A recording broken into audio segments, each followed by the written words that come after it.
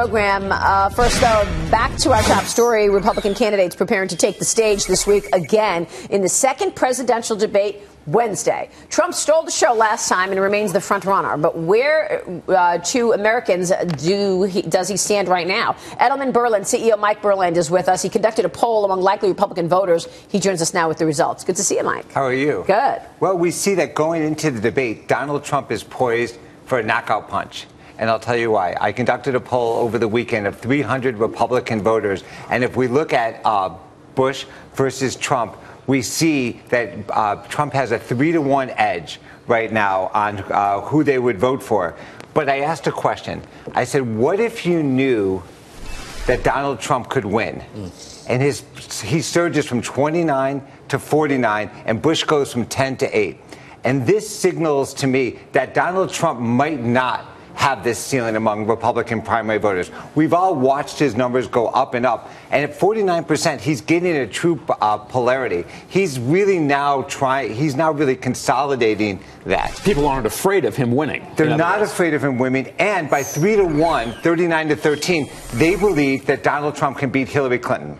And again, that is the real objective of this primary. So not only has he become legitimate, he's now become formidable. And he's gaining the confidence of the Republicans. Michael, we know which way politically you lean. Isn't this really what the left wants? Don't you want Donald Trump to be the nominee? First of all, I'm a registered blank. Second of all, right now, politics. No, but you worked with the Clintons. I have worked with the Clintons, but I've also worked with Mike Bloomberg. And the real issue Sandra's here, just going for the knockout punch. But the real issue here is that Donald Trump is gaining confidence and he has momentum. In politics, you do not want to run against the momentum candidate. Hillary had that with Barack. Yeah, but who do the Dems want to run against Hillary? Please. Pardon me? Is there anybody else they would rather see up against Hillary in the general election Ted other Cruz. than Trump? They would love Ted Cruz. Okay. I mean, there's plenty there's plenty that they're like. So what accounts for this? One of the arguments. You asked me the question. You're right. Okay, that's different. Well, that's good social issues.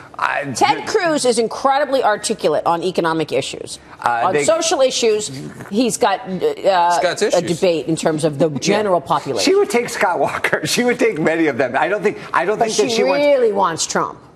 She doesn't. And here's why. Donald Trump is now seen as having innovative policies to move the country forward. But Donald Trump has captured the imagination. Like what, notably, as far as policies? Innovative Democrat policies, raising taxes, building walls, protectionism. That's innovative? No, what America is focused on right now is the economy. He's a businessman, and he's coming out with the attributes talking about raising taxes. taxes. No, but he's dealing into it. He's really dealing into the feeling that there's some that people aren't paying their fair share, and he's got a good way. So this is to my question I have.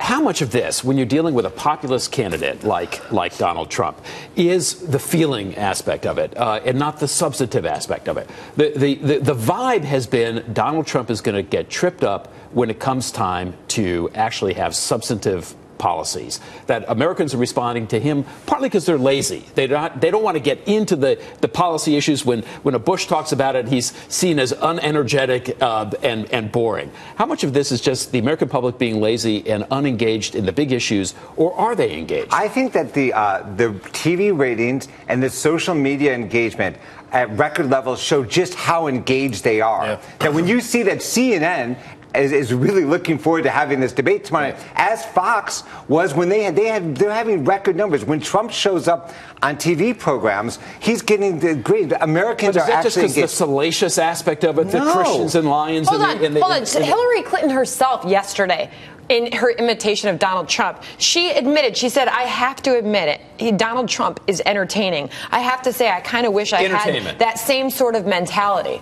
right? Well, can't she take a cue from that? I mean, these other candidates. She can. She dances. Need to ramp up their engagement. I think that what has to happen here is that you have to be engaging. You can call it entertainment or you can call it engaging, but they're paying attention to what Donald Trump is saying. And as a presidential candidate, that's what you want. That's but it's so basic. Like if you were to add, like the one-liner that everyone has today is, do you not like the media? It's like asking a bunch of children if they like broccoli. I mean, these are not presidential matters. He's basically is he not just tapping into the most ragingly obvious things. He's not talking about issues of the country. That's the problem with so many people, the problem that they have.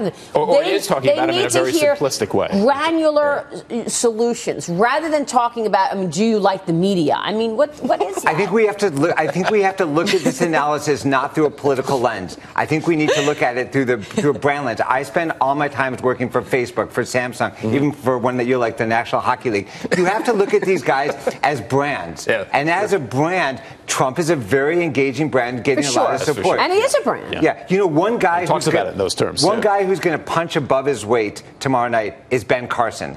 And through my poll, I really have understood what it is about Ben Carson. What? People like the fact that he's gracious, that he has gratitude, that he cares about people, that he's guided by good intentions, and that his best days are ahead. And so really what's happening, there is a part of the party, Maria, who shares his values, and they like the way he communicates. And I think that these are the nice people out there. Yeah, it's not that those are the three things that Trump. Aren't those three things that Trump uniquely does not have? I'm saying, so you have one side, you have a former doctor who cares about people and is brilliant, and the other side, you have a charismatic businessman who's building a brand.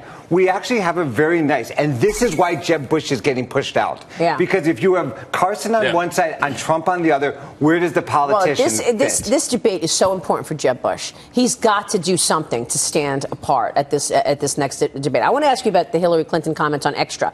The idea that having Bill Clinton as vice president had crossed her mind. Do we have that soundbite, Rachel? What did you think about that? I think that if you're married to a former president, it will cross your mind and then you'll move on.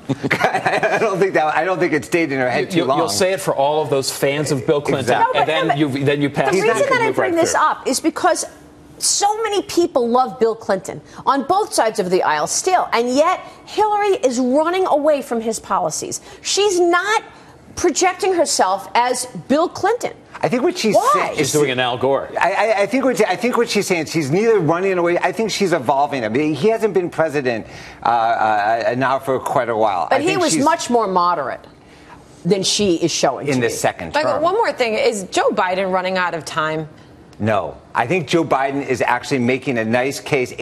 I don't think he will jump in proactively. I think he will get drafted in, and he's keeping that dialogue alive. What does that do to the race?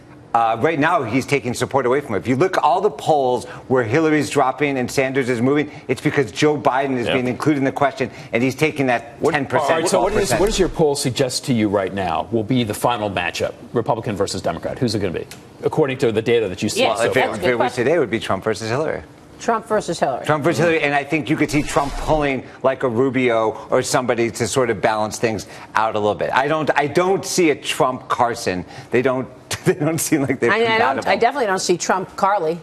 How about Biden, you know what? Stranger things have happened. Smart. That would be smart. You've seen how Trump works. He already disparaged her. Yeah, right. In a loving way. It could come. Loving. It could come back. Mike, thank you. Great stuff as usual from Mike Berland there. Up next.